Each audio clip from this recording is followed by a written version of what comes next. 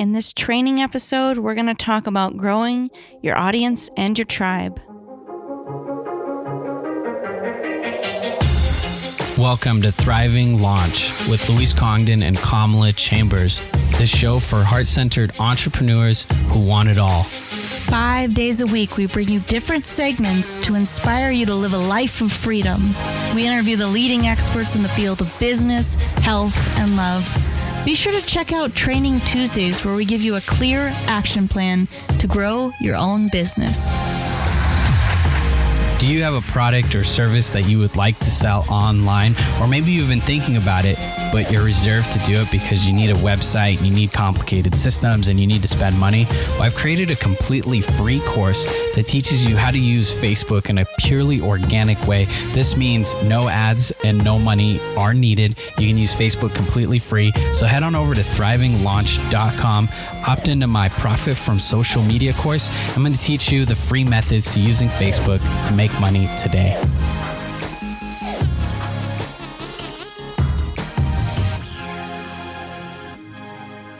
Today's guest is a professional at growing tribes and community. Connor Beaton of Man Talks joins us today on the Thriving Launch podcast. Hey, welcome to the show. Are you ready to launch? Absolutely. All right. So glad to have you here. And one thing that is so important in the online space is that we have an audience, that we can build our tribe around us. Otherwise, what do we have? We just have products sitting on the shelf and nobody really interested. So what do you think is the very first step in building your tribe and making sure that you're building it right? Yeah, it's a really great question. And I think it's something that, I've seen a lot of men and women entrepreneurs really struggle with when they're first starting out, or even as they're going along and they're gaining some traction. And the very first step for me is understanding your authentic message. And I know that word authenticity gets thrown around a lot. It seems to be like a buzzword lately, but it really is true. So you can substitute authentic with genuine, or you could even say, understanding what your gift is. That's another great way of putting it. And for most people, it's the hardest first step, because I see and hear it all the time where people are like, I just don't know what I should be talking about. I just don't know, how to present it. And, maybe they have this great product or they have this great business idea, but the block is really, they don't know what their personal or brand message is. And without that, people won't know why they should come in. They'll see another product, whether it's a book or a course, or, maybe it's a physical product like a backpack or whatever the case may be. But if you don't understand what your personal narrative and your personal message is and your authentic message, people won't want to come in, because we live in a society where people want to connect with you, whether you are the brand or it's the brand itself, but you're still a voice, you're still a messenger for that brand. So that is the biggest and most important step for most people, is to sit down and say, what is my message around this product? Why do I want to do this? Why should people give a crap? Why should they even listen to me? If you're going to start a podcast or write a book or, start a vlog, why should people even listen? And it's a kind of a harsh question, but it's a really important question to ask, because not enough people actually ask it. And in that question of why should people even listen? Why should people even give a crap? There'll be some really important information about your personal story and narrative, and, what people are going to get out of it and why they should tune into you. Yeah, I kind of look at it as, if people aren't saying, oh, that person is the go-to person for this specific thing to help you with this specific problem, then you got some work to do to come back to the drawing board, because I think your name should be synonymous with the thing that you help people with. And I really love the messaging part and appreciate that you didn't skip over that, because it's so easy to just bypass that or think, well, if I just have an amazing product, everybody's going to want it. But that's not usually the case. So I'd love to hear a little bit more from both of you, you and Luis, because Luis is really like the tribe builder in our team. And you guys are both amazing at growing an audience around you. So what are your hot tips on building a tribe? Luis, do you want to go first, or I was waiting fire? for you. Yeah, I mean, there's some really great pieces. I kind of specialize on building in-person tribe. Like we have a good online following, and the Man Talks podcast and whatnot does very well because we've had some great guests. But where I really try and focus in is, when you're building this online platform, I always take the perception or the mindset of, what if these people were in real life? What if I was having a conversation with my audience in real life? They were sitting in front of me, they're in my living room, and I'm having this conversation. How would that shift the way that I'm talking or what I'm talking about? So that's first and foremost. Imagine that your audience, your clients, your customers are all sitting directly in front of you, because sometimes it's easy to remove ourselves and just kind of like create all this online content that doesn't land on a personal and human level. So that's one. Second is to really understand, some of the reason why they should be listening to you. Like, are they coming to you because you're solving a very specific problem? Are they coming to you because they think that you're attractive? Are they coming to you because they think that you have the answers to some potential health problems or marriage problems or whatever the case may be? So understand exactly why they're coming to you. And then again, the third piece is understand what your gift is and what your speciality is, because once you know why they're coming to you, you can kind of tailor some of that stuff, some of the messaging, some of the content that you're creating specifically towards them. And the biggest piece, the last piece I'm going to add in here that some people might not like is the idea of vulnerability. And I cannot stress enough how important it is to be genuine and to be vulnerable online and to be vulnerable with the people that are interacting with you. Now, that doesn't mean that you necessarily need to post a video of yourself crying when you've had a crap day, or, photos of yourself breaking down or anything like that. Like, there is a point of, potential overshare, but to be vulnerable with your audience, to be able to say, this is my story, this is how I came to where I am.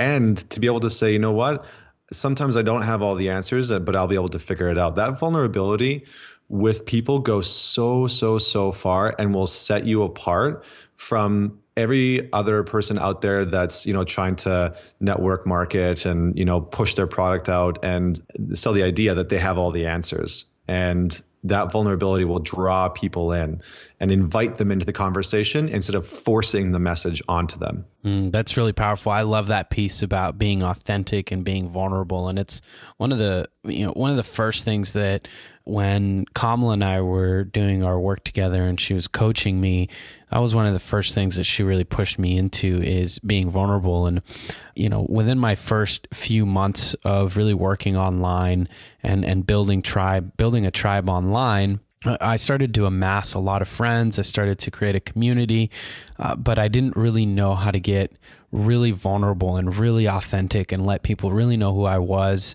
And Kamala, one day we drove to this park. At one point I was homeless as an adult. So just like 4 or 5 years ago, I was homeless and I slept in a park a few times.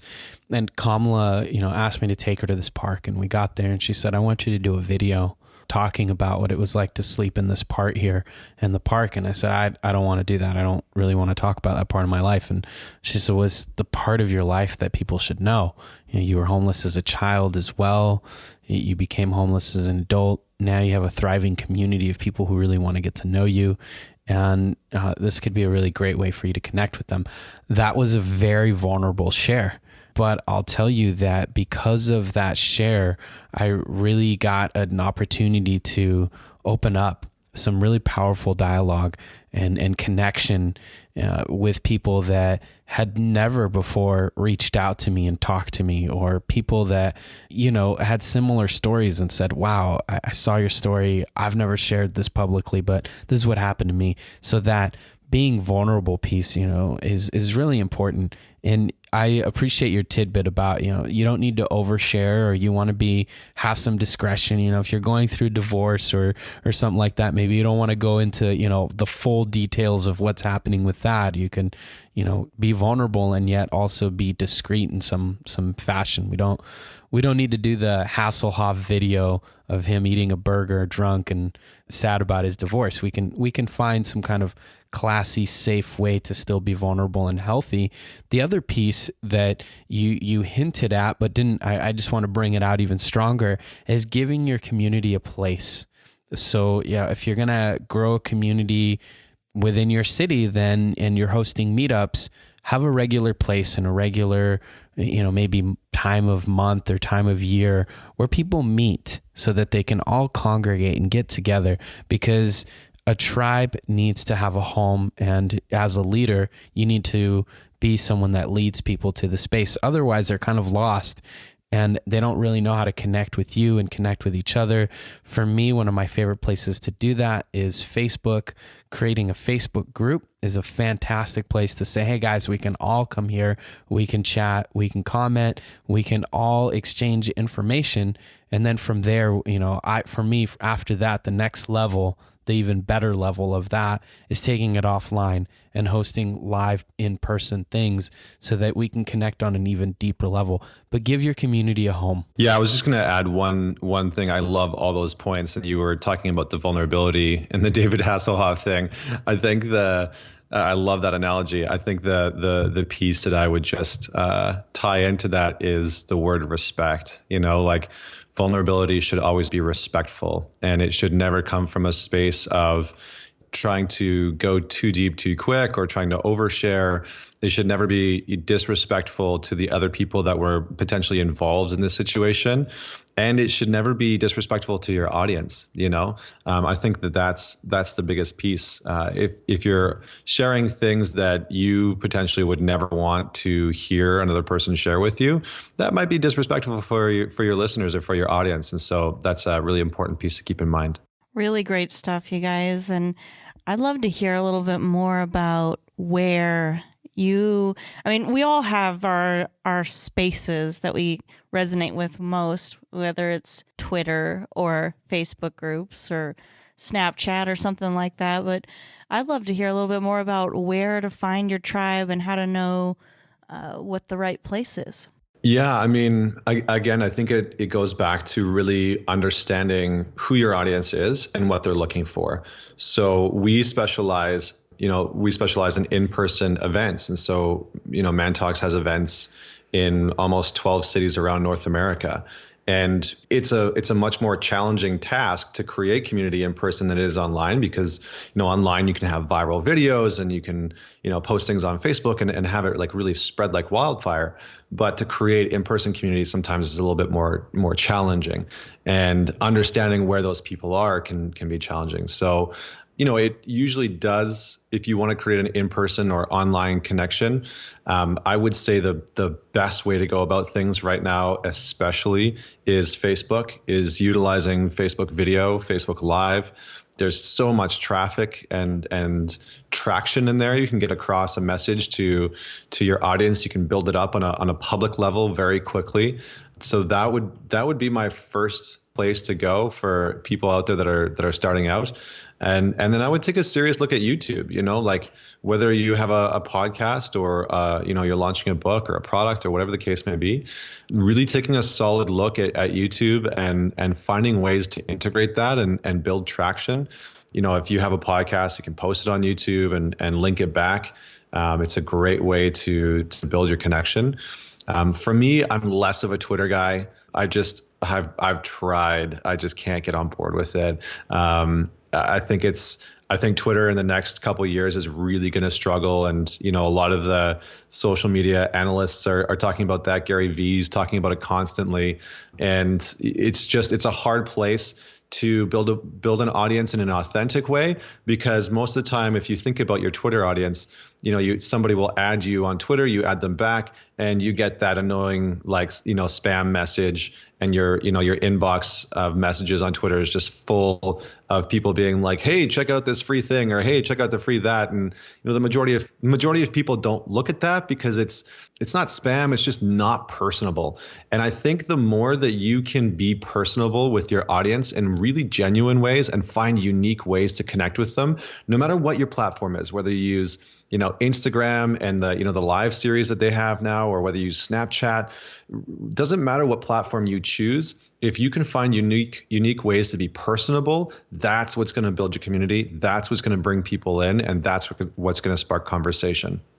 Yeah, in reading and talking to people that work for large organizations like Coca-Cola, Pepsi, and some of these GM, General Motors, and all these big companies, I've talked to some branding strategists and some marketers, and some of the things that they've talked to me is taking some of these really large corporations and trying to make them feel like a person. So that when people go to this company's fan page, they've got a story of a person. They've got a story of somebody that works there. We're now in a day and age where people really want connection, and people, before they go to your event, before they really engage with you online or offline, or before they pay anything to be involved with you, they want to connect with you. And it doesn't matter if you're running a team of several thousand people, or it's just you and your partner, or, you and a couple other people. People really want that personal connection. And talking about where to find people, personally, I completely agree with you that Twitter is very difficult to connect with people. One strategy I have with Twitter is I connect with them and I drive them over to Facebook, where I personally find that the less limit of characters and the fact that people can't post 1,000 times a minute, it all helps. So I drive people over back to Facebook and into other methods of connecting with people. Another thing too is, it really goes back to what you were saying at the very beginning as far as building a tribe, is know what your message is, know who you want to connect with, or who you want to be out in the world, and what you're the value that you're delivering and what you're bringing, and then consistently show up with that. Because when I first started with this, there was nobody that was listening, and it wouldn't matter how loud I tried to yell, people would have trickled in either way. But as long as I kept going out there and consistently sharing a message and being consistent and being persistent, people started to show up. And I was very clear that, I was somebody that was very interested in connection with others. I wanted to provide a space for my community and my tribe. And that's what I did on a consistent basis. As I said, here I am, I'm providing a safe space.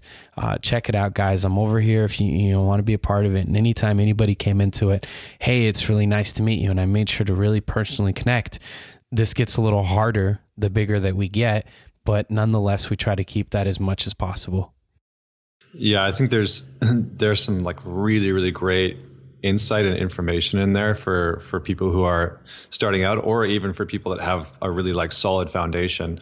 And I just wanted to loop in on what you said. I used to work at Apple for a while, and I learned a lot there. I was building Man Talks while I was working at Apple. And I think for me, the one thing that Apple really does right, and the reason why it's such a, people will sometimes say oh, you drank the Kool-Aid, right? Like the Apple Kool-Aid. And because they really have strong followers. And the reason for that isn't because, they have the traditional marketing. They actually don't really use social media at all for marketing. And it's just recently that they're starting to enter into that conversation. But for the most part, the reason why they've been so successful over the last, 15 to 20 years is because they've built their brand in a very personal way. They're having a very personal conversation, whether they are, giving a keynote presentation about a new product, or, whether they're doing a little bit of advertising in traditional senses. And is interesting because I, was going through a negotiation a couple of years back, and the guy across from me that I was negotiating with, and it was a B2B deal, said the classic, "It's just business, it's not personal." And I kind of chuckled and looked back at him and I said, it is just business and it's completely personal. And I think that if we can remember that, if we can just keep that in our brains, that it's just business and it's all personal, then our messaging and our content, no matter the platform that we're using, will be very directed and intentional. You guys, this has been so fantastic. I love hearing both perspectives and getting a real full spectrum of building the tribe and growing an audience. Is there any last tip, like take action today, that you would recommend go out and do? I mean, a couple of things. I would say get out of your comfort zone. That's one of the biggest things. I see a lot of people, with the excuses like, oh, I'm not good at public speaking. Oh, I'm not good at, doing the video thing. And, oh, I'm not good at writing. Well, like, guess what? If you want to do what you want to do, if you want to put your product out there, if you want to, build an online presence, you got to get over that, like you have to move through that obstacle, and it takes practice. It's just like learning to ride a bicycle. You probably sucked the first time that you got on a bicycle, and you're probably not going to be amazing the first time that you go on Facebook Live. And that's okay. Just because there's people watching, which there might not have been when you got on your bicycle the first time, doesn't mean that you shouldn't go for it anyway. So number one, get out of your comfort zone. Number two, I would say let go of the people that you've pedestaled. And what I mean by that is what I see a lot of people do is they start entering into the space of, I'm going to build an online product, I'm going to build a following, I'm going to build a personal brand, whatever the case may be. And they go out and they study all of these people, the Tony Robbins, the Brendon Burchards, the Gabby Bernsteins, they go out and they study all of them and they watch them. And then they just become followers who are trying to replicate what they've done. And what I tell most people is if you really want to stand out, you need to turn that off a little bit. And so it's okay to go and study those people for, 12 to 18 months and see what they've done and really see how they interact. And then you almost need to take a break from it because you need to find your own message. And so you need to let go of the self-help books and the constant, news stream on your Facebook and really find your own internal compass, your own internal messaging, because then when you start putting products or services or books or conversations out online, they're going to stand out because they're going to be your own and they're not going to be a byproduct or a replication of something that somebody else has said. And so those are the two biggest pieces that I think I would leave people with. And I hope that serves them well. They certainly do. So thank you so much. We've been here with Connor Beaton. You've been listening to the Thriving Launch podcast. Keep thriving, everyone. You've got a lot to go out and implement to build your tribe. You've been listening to the Thriving Launch podcast. For books and resources related to today's episode, make sure to head over to thrivinglaunch.com. We'll see you there.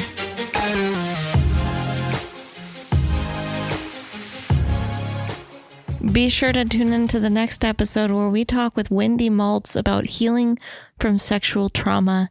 If you've enjoyed today's episode, be sure to subscribe and leave us a rating on iTunes.